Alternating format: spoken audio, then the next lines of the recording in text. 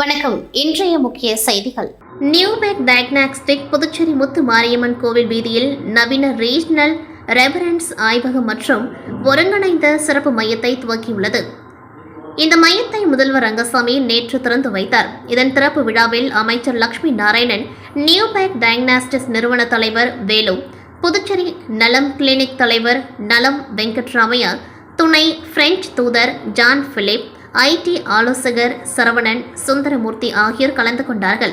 இங்கு CT scan, X ray, ultra சோனோகிராம்கள், image guided intervention, ECG, echocardiogram, biochemistry, haematology, serology ஆகிய சேவைகள் வழங்கப்படுகின்றன.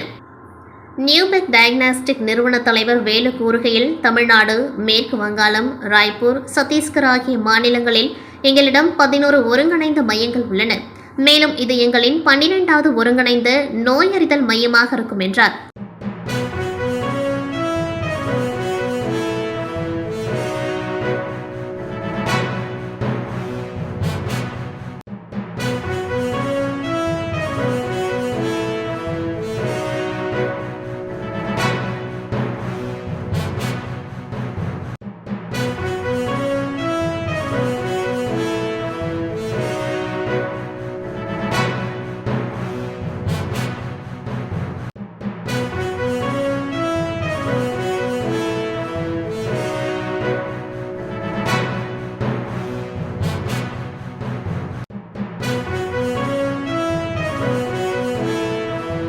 புதுச்சேரி மாநிலம் வெள்ளையனூர் தொகுதிக்குட்பட்ட ஜிஎன் பாளையம் செல்லமுத்து மாரியம்மன் கோவில் திருப்பணிக்கு ரூபாய் 1,00,000க்கான காசோலையை முதல்வர் ரங்கசாமி அவர்கள் எதிர்க்கட்சித் தலைவர் சிவா அவர்கள் முன்னிலையில் கோவில் நிர்வாகிகளிடம் வழங்கினார்.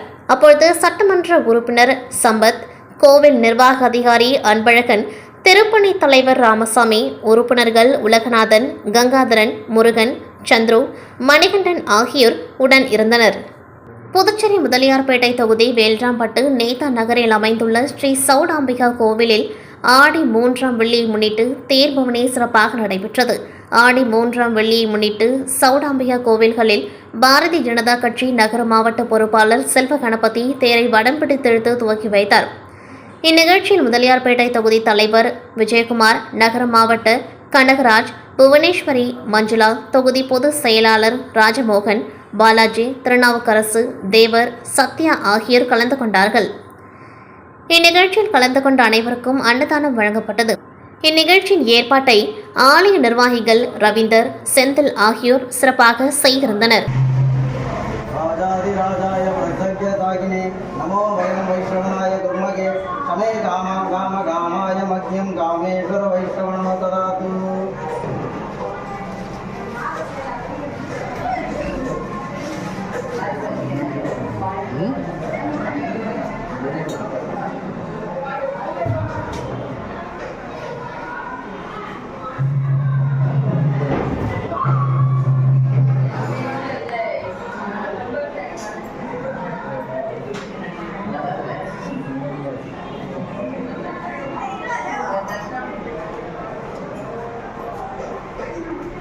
காட்டேரிக்குப்பம் முத்தால மாரியம்மன் கோவிலில் நடந்த 108 திருவிளக்கு பூஜையில் அமைச்சர் நமச்சிவாயம் பங்கேற்று சுவாமி தரிசனம் செய்தார்.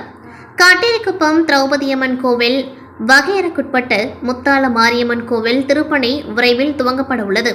இதையொட்டி ஆடி மாதம் 3ஆம் வெள்ளியை முன்னிட்டு காலை 7:30 மணிக்கு வேம்படி அம்மன் கோவில் வளாகத்திலிருந்து 108 பால்குடங்கள் ஊர்வலமாக கொண்டுவரப்பட்டு முத்தால மாரியம்மனுக்கு அபிஷேகம் செய்யப்பட்டது.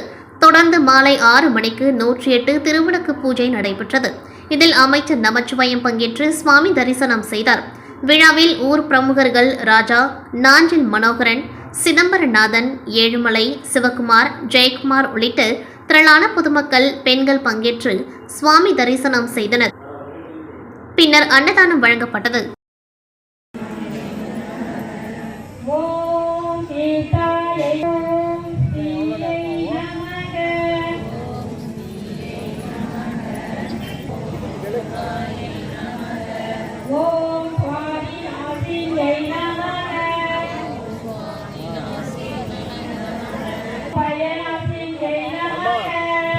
மணி நேரம் எல்லாம் ஆகுது. அந்த இங்கே கொஞ்ச நேரம் ஆகுதாடா உட்கார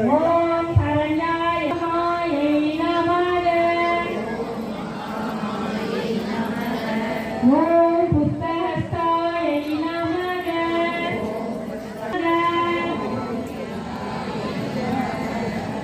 ஓம் வைஷ்ணவ்ய. ஓம் விக்னாய நமக. அப்படின்னு சொல்லிட்டு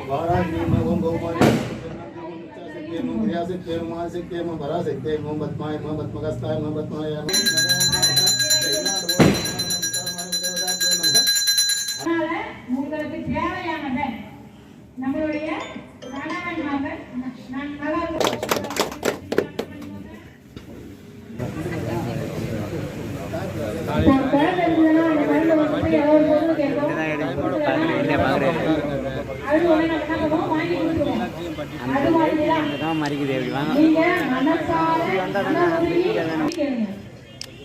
கண்டிப்பா உங்களுக்கு அவங்க எல்லாமே தருவாங்க. அது வந்து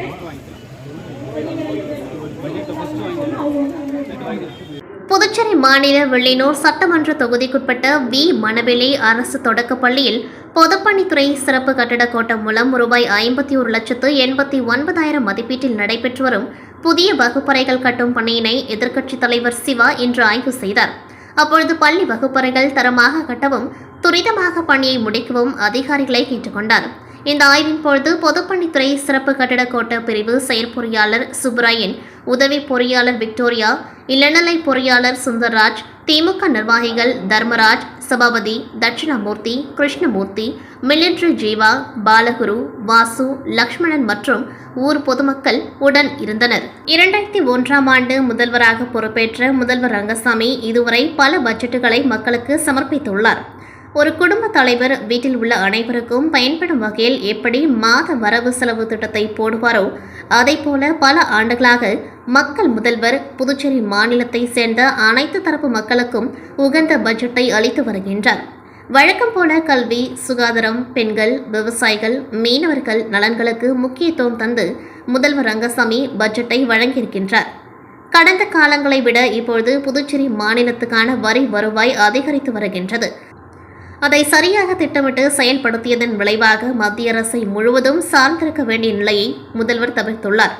அவருடைய கனவான மாநில அந்தஸ்துக்கு இந்த முயற்சி வரும் காலங்களில் பெரும் பங்களிப்பை தரும். பள்ளி மாணவர்களுக்கான பரிசுத் தொகை அறிவிப்புகள், மீனவர்களுக்கான மீன்பிடி தடைக்கால நிவாரணம் உயர்வு, சென்டாக் மாணவர்களுக்கு வழங்கப்படும் கல்வி கட்டணம், மாதந்தோறும் மாணவர்களுக்கு ரூபாய் 1000 வழங்கும் திட்டம், பெண்கள் வளர்ச்சிக்கென 25,000 ரூபாய் மானியத்துடன் திறன் மேம்பாட்டு பயிற்சி வழங்குதல் போன்ற மக்கள் முதல்வரின் அறிவிப்புகள் இந்த பட்ஜெட்டில் முத்தாய்ப்புகளாக உள்ளன.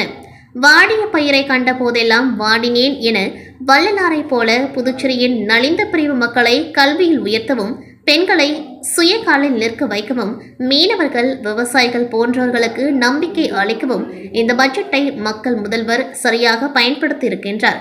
ஆகஸ்ட் 4 75வது பிறந்த நாளை பவள விழாவாக கொண்டாடும் மக்கள் முதல்வரின் இந்த நிதியாண்டுக்கான பட்ஜெட் சாமானியர்கள் முதல் சாதிக்க துடிப்பவர்கள் வரை அனைவருக்குமான பட்ஜெட். அதற்காக அகில இந்திய என்ஆர் காங்கிரஸ் சார்பிலும் மக்கள் சார்பிலும் நன்றியையும் பாராட்டுகளையும் தெரிவித்துக் கொள்வதாக என்ஆர் காங்கிரஸ் முன்னாள் எம்எல்ஏ ஜெயபால் தெரிவித்துள்ளார். எங்கெங்கு காணினும் சத்தியடா, ஏழு கடல் அவள் வண்ணமடா என மகளிர் சக்தியை பெரிதும் போற்றியவர் புரட்சி கவிஞர் பாரதிதாசன். புதுச்சேரியில் பிறந்த அவரை போலவே முதல்வர் ரங்கசாமியும் தேசிய ஜனநாயக கூட்டணி அரசு நிர்வாகம் மூலம் பெண்களுக்கான நல்ல திட்டங்களை அறிவித்துள்ளார். மொத்த பட்ஜெட்டில் பெண்களுக்கு மட்டுமே ரூபாய் 1403 கோடியை ஒதுக்கி அதன் மூலம் பெண்கள் பலன் பெறுவதற்கு வழிவகை செய்துள்ளார். இன்றைக்கு கல்வியுடன் திறன் வளர்ச்சி தேவை என வலியுறுத்தப்படுகின்றது. கல்விக்கூடங்களில் இது குறித்து சொல்லித்தரப்பட்டாலும் கூட வெளியிலும் அவர்களுக்கு திறன் வளர்ப்பு பயிற்சிகள் அரசு மற்றும் தனியார் அமைப்புகளால் வழங்கப்படுகின்றன. பாரத பிரதமர் மோடி அவர்கள் நாடு முழுவதும் திறன் மேம்பாட்டு பயிற்சிகளுக்கு தனி நிதி ஒதுக்கியுள்ளார். பயிற்சியுடன் வங்கிக் கடன் உதவிகளும் ஏற்பாடு செய்யப்படுகின்றன. அந்த திட்டத்தை போல புதுச்சேரியில் பெண்களுக்கென திறன் மேம்பாட்டு பயிற்சிகளை இந்த ஆண்டு பட்ஜெட்டில் முதல்வர் அவர்கள் அறிவித்துள்ளார். இதனால் பெண்கள் வேலைவாய்ப்பு பயிற்சி பெறுவதுடன் ரூபாய் 25,000 மானியமும் அரசிடம் இருந்து பெற முடியும். மக்கள் தொகையில் பாதியாக இருக்கும் பெண்களுக்கு போதிய கல்வி, வேலை வாய்ப்புகள் இன்னும் முழுமையாக கிடைக்கவில்லை. பெண்களுக்கு இந்த இரண்டும் முழுமையாக கிடைக்கப்பெற்ற நாடுகள் உலகின் வல்லரசுகளாக திகழ்கின்றன. வீட்டுக்கு மட்டும் உழைத்த இந்திய பெண்கள் இப்பொழுதுதான் மெல்ல மெல்ல வெளியே வந்து பொருளாதார சுதந்திரம் அடைந்து நாட்டுக்கும் பாடுபட ஆரம்பித்துள்ளனர். அவர்களது வெற்றி பயணத்துக்கு அரசுகளும் துணை நிற்க வேண்டும். அதை மிக சரியாக புதுச்சேரி முதல்வர் அவர்கள் செய்து கொண்டுள்ளார். அதற்காக பாஜக சார்பில் பாராட்டுகளையும் வாழ்த்துக்களையும் தெரிவித்துக் கொள்வதாக பிரபாதேவி வீரராகு தெரிவித்துள்ளார். புதுச்சேரி மாநிலம் காரைக்கால் அடுத்த திருநள்ளாறு பகுதியில் உள்ள பெட்டி கடையில் தொடர்ந்து குட்கா பொருட்கள் விற்கப்படுவதாக உணவு பாதுகாப்புத்துறை அதிகாரிக்கு ரகசிய தகவல் கிடைத்தது. அதன் அடிப்படையில் இன்று திடீர் ஆய்வு மேற்கொண்டனர். அப்பொழுது இந்த கடையின் உரிமையாளர் மலர்கொடி அவர்களின் சொகுசு வீட்டில் விற்பனை செய்ய பதுக்கி வைத்திருந்த கிலோ கணக்கான குட்கா பொருட்களை உணவு பாதுகாப்புத்துறை அதிகாரி பறிமுதல் செய்தார். மேலும் இந்த மூதாட்டி மலர்கொடி இதற்கு முன் இதுபோன்ற குட்கா பொருட்களை விற்றதற்காக அபராதம் கட்டிய நிலையில் மீண்டும் அதே தவறை தொடர்ந்து செய்வதால் அவர்களுக்கு அதிகபட்ச தண்டனையாக 2 லட்சம் ரூபாய் அபராதமும், மேலும் தொடர்ந்து அவர்கள் அப்பகுதியில் கடை நடத்த முடியாதபடி அவர்களின் கடையின் உரிமையை ரத்து செய்யப்படும் என உணவு பாதுகாப்புத்துறை அதிகாரி ரவிச்சந்திரன் தெரிவித்தார். புதுச்சேரி மாநிலம் காரைக்கால் அடுத்த தாமனாங்குடி பகுதியில் உள்ள ஒரு பேக்கரி கடையில் பொதுமக்களுக்கு தரமற்ற முறையில் கேக் உள்ளிட்ட உணவுப் பொருட்கள் விற்பனை செய்வதாக உணவு பாதுகாப்புத்துறை அதிகாரிகளுக்கு புகார் வந்தது. இதனையடுத்து இன்று உணவு பாதுகாப்புத்துறை அதிகாரிகள் அதிரடியாக அந்த பேக்கரி கடையில் ஆய்வு மேற்கொண்டார்கள். அப்பொழுது அந்த கடையில் தரமற்ற முறையில் காலாவதியான உணவுப் பொருட்களை கொண்டு கேக் உள்ளிட்ட உணவுப் பொருட்கள் தயார் செய்யப்பட்டதைக் கண்டு உணவு பாதுகாப்புத்துறை அதிகாரிகள் அதிர்ச்சி அடைந்தனர். இதனையடுத்து அந்த கடையில் தரமற்ற முறையில் தயார் செய்யப்பட்டிருந்த 20 கிலோ கேக் உள்ளிட்ட உணவுப் பொருட்களை உணவு பாதுகாப்புத்துறை அதிகாரிகள் பறிமுதல் செய்து பினாயில் ஊற்றி அழித்தனர். மேலும் பேக்கரி கடையில் உள்ள சமையல் கூடத்தை 5 நாட்களுக்கு சீல் வைத்தனர். மேலும் இதுபோன்ற சம்பவம் மீண்டும் நடந்தால் முழுமையாக கடைக்கு சீல் வைக்கப்படும் என்றும் பொதுமக்களுக்கு தரமான கேக் உள்ளிட்ட உணவுகளை விற்பனை செய்ய வேண்டும் என்றும் அறிவுறுத்தப்பட்டுள்ளது. இந்த நிலையில் பொதுமக்களுக்கு தரமற்ற முறையில் கேக் உள்ளிட்ட உணவுப் பொருட்களை விற்பனை செய்த கடையின் சமையல் கூடத்தை சீல் வைத்த சம்பவம் அப்பகுதியில் பெரும் பரபரப்பை ஏற்படுத்தியுள்ளது.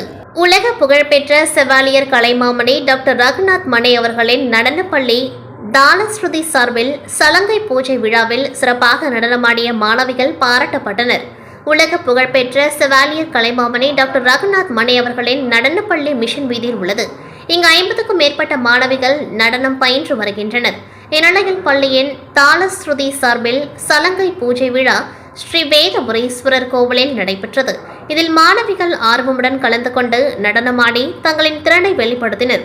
இதில் சிறப்பாக நடனமாடிய மாணவிகள் அஸ்விதா மற்றும் ரியானா ஏஞ்சலின் அவர்களுக்கு அப்பள்ளியின் நிறுவன சான்றிதழ் வழங்கி கௌரவித்தார். இதில் ஏராளமான மக்கள் கலந்து கொண்டு கண்டு களித்தனர்.